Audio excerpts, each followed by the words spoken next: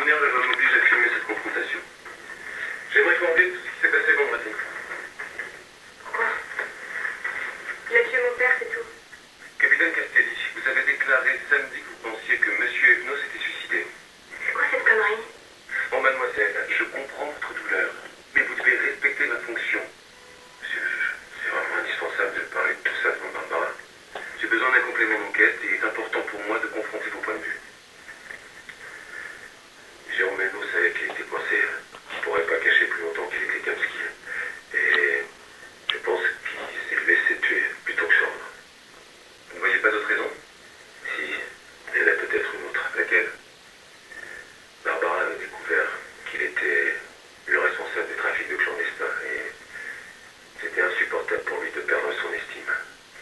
Qu'est-ce que vous en pensez? Je sais pas. Ce que je sais, c'est que j'avais demandé de protéger mon père et il l'a pas fait. Est-ce que vous pensez que le capitaine Castelli a tiré intentionnellement? Oui. Capitaine Castelli? J'ai tiré parce que j'ai cru qu'il allait gagner. Vous lui avez laissé aucune chance. J'aurais peut-être dû attendre. Je me serais aperçu qu'il était pas armé. Ouais bah, ça fallait penser avant. C'est trop tard maintenant, mon père est mort. Je regrette ce qui s'est passé. Sincèrement. Et alors? Ça sert à quoi? Vous pouvez me supplier à genoux, je vous pardonnerai jamais.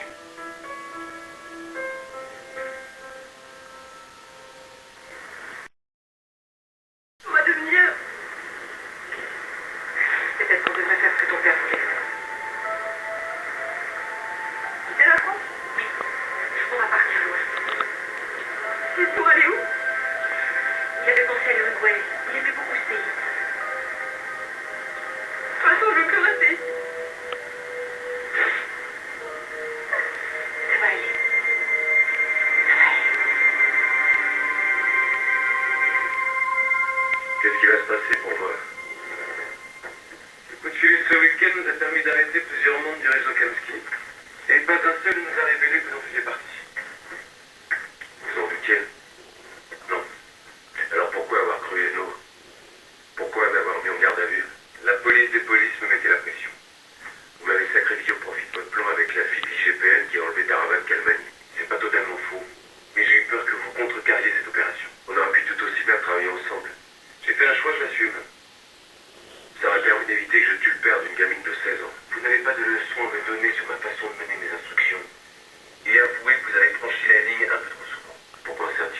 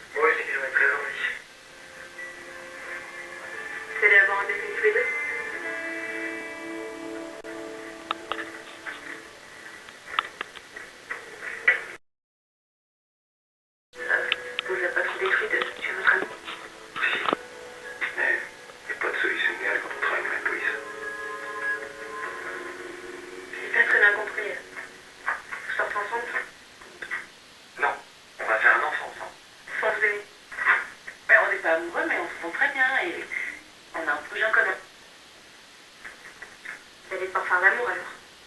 Non, on a choisi notre méthode. Je vois pas très bien comment vous pouvez faire autrement. Mais c'est normal parce que t'es un petit peu jeune, mais tu verras, il y a plein de solutions. Bah, tu sauras lesquelles quand tu seras un peu plus grande. Ah mais je sais, on a dit ça en SVT quand on a fait la reproduction. Ça va être un bébé éprouvette, c'est ça. Non plus, non. Et qui va s'occuper du bébé? Mais ben, c'est Céline et Virginie. Et puis, moi, je serai comme un papa divorcé qui a son enfant qui est sur le Oui, sauf que ça sera un peu moins formel parce qu'on n'est pas divorcé justement. Hein, donc il n'y aura pas de bagarre autour du bébé. Ok. Bon, Thomas, ce sera le père. Et vous, la mère. Et Virginie, ce sera quoi alors? Une deuxième maman. C'est un peu compliqué. Hein. Mais je trouve ça marrant. Mais c'est toujours un peu compliqué les histoires de famille. Bon, elle va mettre la veste parce que vous allez être en retard à petit. Attendez, j'ai pas très bien compris quelque chose tout à l'heure. C'est quoi votre méthode pour faire un bébé sans faire l'amour? Bon, écoute, si on parle tout de suite, ce soir je t'emmène sur un chantier de nuit. Ça te dit? Vous voulez pas me répondre ça? Non. Pourquoi? C'est dégueu. Mais non, c'est pas dégueu, c'est privé. Et puis Céline t'a posé une question. Tu veux y aller sur chantier ce soir ou pas? On s'engage pas quand même. Il faut d'abord que je demande l'autorisation à mon père. Hein. Moi j'en ai qu'un et il est pas sur cause.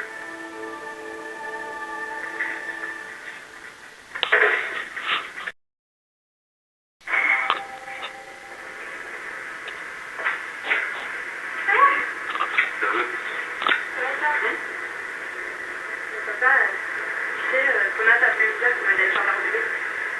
Donc je suis allée voir sur internet. T'avais quoi? Ils vont faire une insémination artisanale, ça. Oui, c'est ça. Sur le site, ils disaient que ça marchait bien, hein. Mais que ça pouvait prendre du temps. Elodie, tu sais, c'est très bien que vous te renseigniez, mais j'aimerais que tu évites de parler de ça avec ta mère. Pourquoi? Bah dis donc, c'est pas le genre de choses qu'on doit prendre à ton âge, mais tu connais ta mère, elle a un côté un peu... Bah j'ai envie de Bah, Elodie... Ah mais c'est pas lui qui dit ça. T'inquiète. Il y a rien maman pour le bébé. C'est mieux. C'est vrai qu'on m'a pas son bébé. C'est comme s'il allait avoir un petit frère ou une petite sœur. Ah, pas du tout, non. Une petite frère ou une demi-sœur, tu préfères. Ah, ni un demi, ni un quart, ni un dixième. Thomas, c'est pas ton père, donc s'il a un enfant, il aura absolument rien à voir avec toi. Et vous avez été en couple quand même. Oui, mais on l'est plus. Bien dommage. On aurait faire une super famille ensemble. Ah, faudra te contenter de ta mère et de moi. Si, ça t'embête pas que Thomas fasse son bébé avec Céline? Bah, bien sûr que non. T'es pas jaloux? On va faire un petit peu? Non.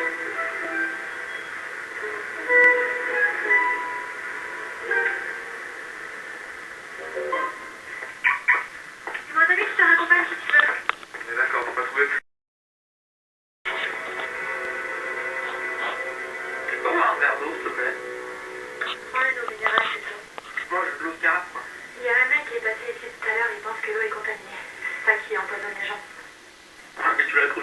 Bah, dans le doute, je prends des précautions. Non, mais c'est un commercial, ton gars, il voulait vendre de minéral. Non, c'est pas trop le genre. Il fait partie d'une association de défense de l'environnement. Ultraplanète, tu connais? Ouais. Mais non, mais je m'en fous. Moi, je veux de l'eau. De l'eau du robinet, de ce robinet-là. Non. Je sais pas qui vous a dit quoi, mais faut pas tomber dans la psychose non plus. Je suis prudente, c'est tout. Si c'est vraiment l'eau qui fait ça, j'ai pas envie que les gens viennent se plaindre que je les ai empoisonnés après. Non, c'est vrai qu'il y a eu l'épidémie, mais pour l'instant, on ne sait pas ce qui l'a provoqué. Alors, jette un œil là-dessus, dis-moi ce que t'en penses.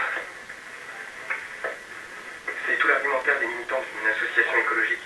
Ils ont modélisé différents types d'empoisonnement par l'eau dans le monde entier, et ils ont comparé avec ce qui se passe ici. Et ça dit quoi, leur truc? C'est vrai que les symptômes et la vitesse de propagation de l'épidémie concordent. C'est tout bon, non? Ils vont alerter les services de veille sanitaire, mais comme ils sont un peu radicaux dans leur combat, ils ont peur de pas être pris au sérieux. Tu voudrais que j'aille avec eux? Ça donnerait du poids à leur démarche, ouais.